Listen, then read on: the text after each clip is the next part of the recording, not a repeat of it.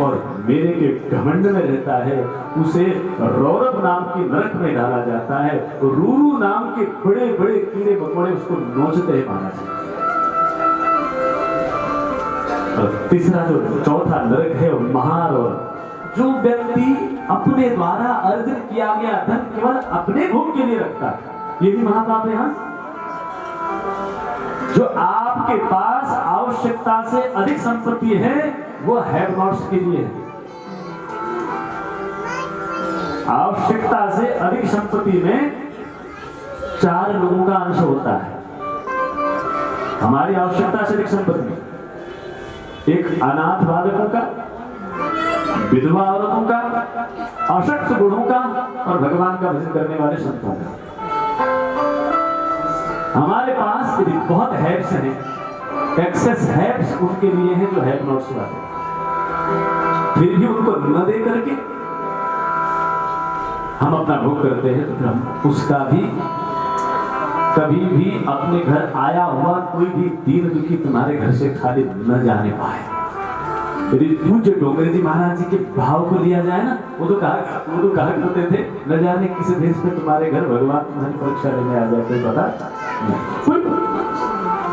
कोई भी तुम्हारे घर से खाली न जाए और भगवान की परीक्षा में तुम कभी फेल न हो। इसीलिए अपने शरीर परिवार को पोषण करना हमारा धर्म नहीं है। सच बात तो ये है ना, एक जानवर जो होता है, जानवर देखो, एक सुमरनी अपने 5 बच्चे एक बार पालती है जब तक वो बड़े नहीं होते। यदि परिवार पालना ही सबसे बड़ा सुधर्म हो तो शायद वो 12 वहां शुक्र सबसे बड़ा भक्त है, सबसे बड़ा। एक मनुष्य की स्त्री तो एक बच्चा 2 बच्चा पैदा किए, जुड़वा हो गए, नहीं एक ही बच्चा उसको पालती। यदि हम लोग उसी बच्चों को ही पालना धर्म समझें, एक सुवर्णी एक बार 8 बच्चा पैदा करती है, तब तक पीछे लगाकर कूड़ा बिनना सिखाती है जब तक स्वयं बिनना शुरू न कर दे। यदि इस परिभाषा में देखा जाए तो हमसे बड़े भक्त वो है, सुवर्णी है। अपने परिवार का पोषण ही भक्ति नहीं है, अपने परिवार का पोषण ही धर्म भी नहीं है। मिली हुई चीज जो भी तुम्हारे सम्मुख और संसर्ग है उसके बाद कर खाओ, ये सबसे बड़ा धर्म का परिचय है, स्वधर्म है। 5वां जो नरक है उसको कहते हैं कुंभी पाक नरक। पशु पक्षियों का वध करने वाला जो व्यक्ति है उसको कुंभी पाक नरक में डाला जाता है। और कैसे? बोले खोलते हुए जल में उसको डाला जाता है। If you are ready to bear that much of misery, then do whatever you are doing. पशु पक्षियों को मारने वाला जीव को खोलते हुए, यहाँ तो फफोले पड़ जाते हैं, वहां फफोले नहीं पड़ने, उसके 20 गुना दर्द होना है, फिर भी खोलते हुए जल में डालना। 6ठा जो नरक कहा गया है वो है कालसूत्र नरक। जो अपने पिता ब्राह्मण अपने देवताओं से द्रोह करता है, अपने से बड़े से द्रोह करता है, उसको कालसूत्र नरक में गिराया जाता है। नीचे 6000 योजन चौड़े गड्ढे में, कितने? 6000 योजन चौड़े गड्ढे में अग्नि जलाई जाती है, सूर्य की तरह वो तपता रहता है, उसमें उसको गिराया जाता है। जो अपने से बड़ों का अपमान करता है, अपने गुरु का, अपने पिता का, अपने इष्ट का। 7वां जो नरक है असिपत्र नरक है। जो अपने शास्त्रों का अपमान करता है, जो अपनी परंपरा का, गुरुमुख परंपरा का, शास्त्रमुख परंपरा का अपमान करता है, उस अपमान करने वाले व्यक्ति को असिपत्र नाम के नरक में डाला जाता है। तलवार की धार के पत्ते होते हैं उस जंगल में, जब वहां से गुजारा जाता है तो तलवार की तरह उसका शरीर कट दिया जाता है। 8वां नरक है शुकर मुख। बिना किसी गलती को किसी को दंड देने वाला व्यक्ति शुकर मुख नरक में डाला जाता है। जिस प्रकार गन्ना हम कोल में फेंकते हैं वैसे उसके शरीर को फेंका जाता है। बिना किसी गलती किसी को दंड ना दो, किसी का दिल मत दुखाओ। 9वां नरक है अंधकूप। किसी की नौकरी खाने वाला, किसी की जीविका नष्ट करने वाला, किसी की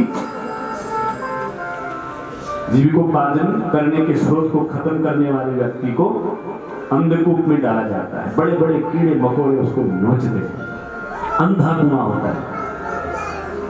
10वां नरक है कृमि भोजन, जो बिना अपने बड़ों को खिलाए, जो भूखे को बिना खिलाए भोजन करता है, जो यज्ञ हवन नहीं करता, उसको इस नरक में डाला जाता है। 11वां नरक है दंशन नरक। अपने गुरु, अपने ब्राह्मण का जो धन हरण करके ले जाता है, उसको इस दंशन नाम के नरक में डाला जाता है। यमराज के दूत उसको चिमटा से नोचते हैं।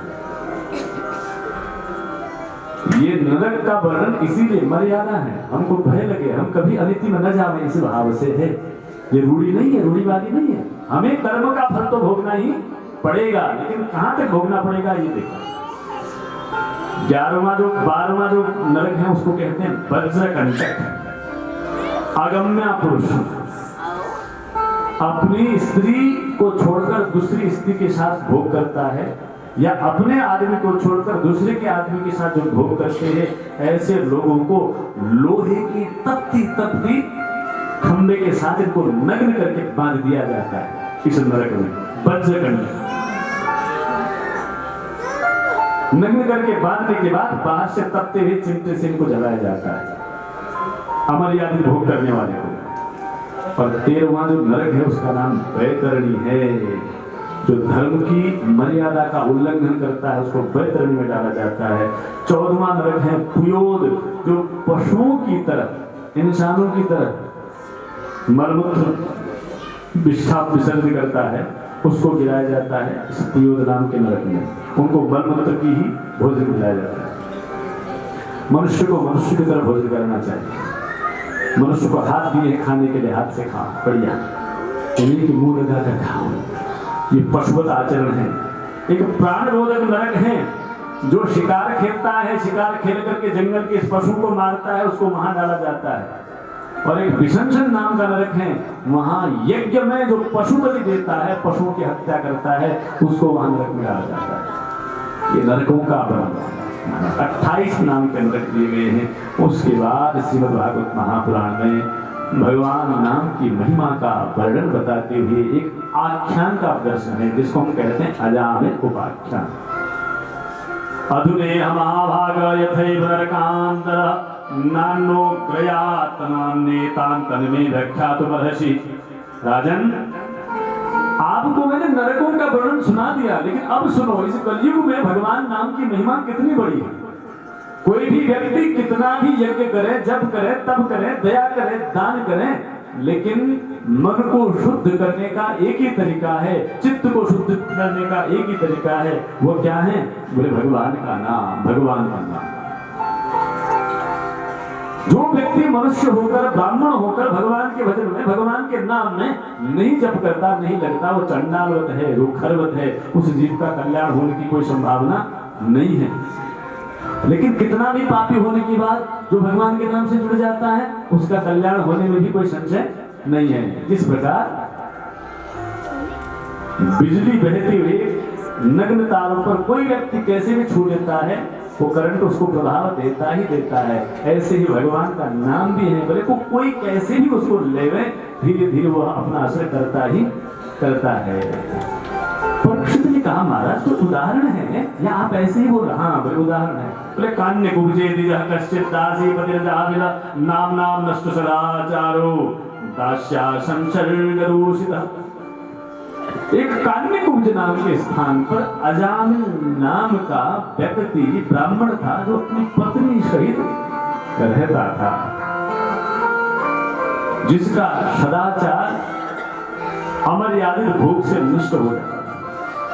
देखो, सबके भीतर सत्य की प्रतिष्ठा है, सबके भीतर प्रेम है, सबके भीतर